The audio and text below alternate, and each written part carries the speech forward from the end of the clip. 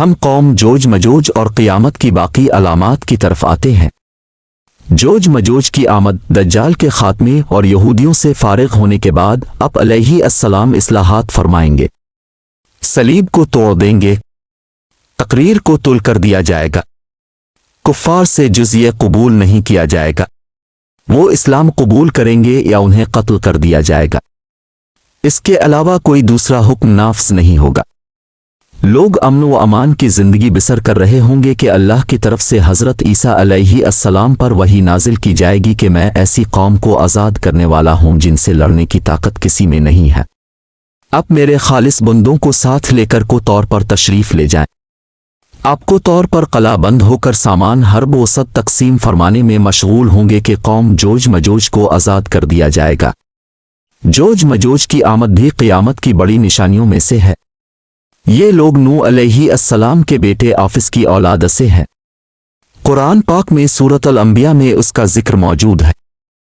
جب جوج مجوج کو آزاد کر دیا جائے گا اور وہ ہجوم کی طرح بلندیوں سے اتر پڑیں گے، حضرت ذوالقرنین نے ایک بہت بڑی دیوار تعمیر کر کے اس قوم کو بند کر دیا تھا۔ اس دیوار کے بارے میں اللہ نے قرآن میں ارشاد فرمایا، ذوالقرنین نے کہا یہ اللہ کی رحمت ہے، لیکن جب میرے اللہ کا وعدہ آ جائے گا وہ اسے گرا کر برابر کر دے گا، اور اللہ کا وعدہ ہمیشہ سچا ہوتا ہے۔ فتح الباری کے مطابق ذوالقرنین حضرت ابراہیم علیہ السلام کے دور میں عرب مسلمان بادشاہ تھے۔ آپ ایک متقی اور نادل حکمران تھے اور اللہ نے آپ کو بہت سی صلاحیتوں اور طاقتوں سے نوازا تھا۔ ایک بار انہوں نے اپنی فوج کے ساتھ 3 سمتوں میں سفر کیا، ایک مشرق کی طرف، پھر مغرب کی طرف اور پھر شمال کی طرف۔ مغرب کی طرف سفر کرتے ہوئے وہ سورج غروب ہونے والے مقام تک جا پہنچے۔ وہاں انہیں کنار کی ایک قوم میں ذوالقرنین کو اختیار دیا گیا کہ وہ چاہیں تو اس قوم کو کفر کی وجہ سے سزا دیں اور چاہیں تو نمی کا برتاؤ کرے۔ اپنے دوسرا راستہ اختیار کیا، پھر اپنے مشرق کی طرف سفر کیا حتیٰ کہ آپ اس مقام تک جا پہنچے جہاں سے سورج ابھرتا ہے۔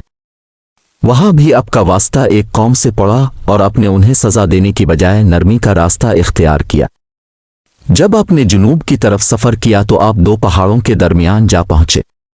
وہاں ایک قوم نے اب سے شکایت کی کہ پہاڑ کے دوسری طرف جوج مجوج قوم آباد ہے، جوان پر حملہ کرتے ہیں، لوٹتے ہیں اور خون خرابہ کر کے بھاگ جاتے ہیں۔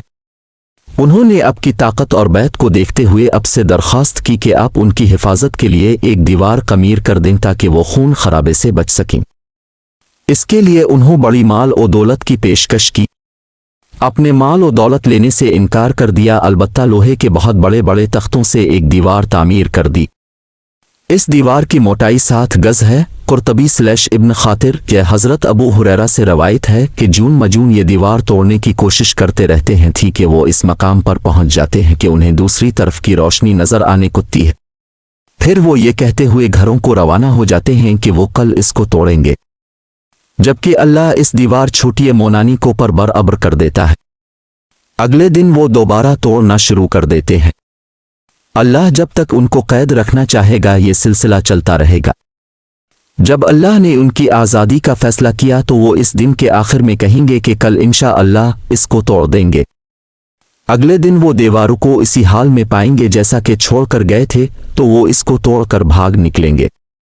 سلم شریف کی ایک حدیث کے مطابق نواس بن سمون سے روایت ہے کہ وہ ایسے مضبوط اور طاقتور لوگ ہیں جن سے کوئی شخص نہیں کر سکتا۔ ان کے چہرے ڈھالوں کی طرح چوڑے اور آنکھیں چھوٹی ہیں۔ دجال کی ہلاکت کے تھوڑے ہی عرصے بعد حضرت عیسیٰ علیہ السلام کو اجوج ماجوج کی آزادی کی خبر ملے گی۔ آپ اللہ کے حکم سے مسلمانوں کو لے کر کو طور پر چلے جائیں گے کیونکہ اجوج ماجوج سے لڑنے کی طاقت کسی میں نہ ہوگی۔ جوج مجوج ہر بلندی سے قتل و ناری کرتے اور تباہی و بربادی پھیلاتے چل پڑیں گے۔ یہ جب بھیرا تبرہ سے گزریں گے جس کی لمبائی 10 میل ہے تو اس کا سارا پانی پی جائیں گے اور اسے دیکھ کر کہیں گے کہ یہاں پر بھی پانی تھا۔ وہ اپنے دائیں بائیں لوٹ مار اور قتل و غارت کرتے ہوئے چلتے رہیں گے تاکہ کو فخر کے پاس کر کہیں گے کہ ہم نے روئے زمین کے سب باشندوں کو ہلاک کر دیا ہے۔ چلو اب آسمان کے رہنے والوں کو قتل کرتے ہیں۔ وہ آسمان کی طرف تیر چلائیں گے، اللہ ان کے تیروں کو خون آلود کر کے انہیں لوٹا دے گا۔ وہ बेवकूफ़ ये समझेंगे कि उन्होंने अहल आसमान को भी कत्ल कर दिया है। इस दौरान हज़रत ईसा अलैहि अस्सलाम अपने साथियों के साथ छुपे रहेंगे। हत्ता के खुराक की कमी की वजह से उनके दरमियान बैल की एक सिरी 100 अशरफियों से भी महंगी हो जाएगी।